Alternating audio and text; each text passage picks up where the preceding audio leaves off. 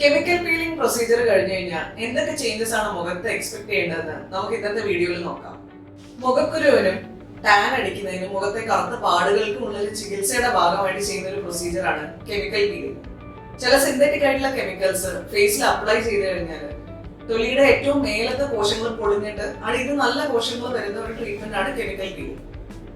ഇന്നലെ ഒരു patient peeling ചെയ്ത് കഴിഞ്ഞു. എന്നിട്ട് വൈകുന്നേരം അവരുടെ മെസ്സേജ് ഉണ്ടായിരുന്നു, ഡോക്ടറെ വിസിബിൾ ആയിട്ടുള്ള പീലിംഗ് ഒന്നും കാണുന്നില്ല, മുഖത്ത് തൊലി പൊടിഞ്ഞു വരുന്നില്ല.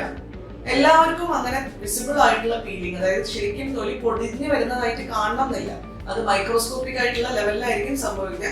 ചിലർക്ക് മാത്രം ചെറിയ തോതിൽ അവിടെ ഇവിടെയായിട്ട് തൊലി ചിലപ്പോൾ പൊളിഞ്ഞു വരാം. അല്ലാതെ പേരിന് അനുസരിച്ച് കെമിക്കൽ പീലിംഗ് എന്ന് പറഞ്ഞാൽ ഫേസ് ഒട്ടാകെ പീലായിട്ട് വരിക എന്നുള്ളതല്ല. വളരെ സിമ്പിൾ ആയിട്ടുള്ള ഒരു പ്രൊസീജിയർ ആണ്. ഒരു ലഞ്ച് ടൈം പ്രൊസീജിയർ ആയിട്ടാണ് നമ്മൾ പറയുക.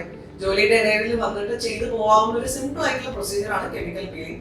ഒരുപാട് ഇൻഡിക്കേഷൻസിന് യൂസ്ഫുള്ളും വളരെ മിനിമൽ ആയിട്ടുള്ള സൈഡ് എഫക്ട്സും ഉള്ള ഒരു പ്രൊസീജിയർ ആണ് കെമിക്കൽ പീലിംഗ്.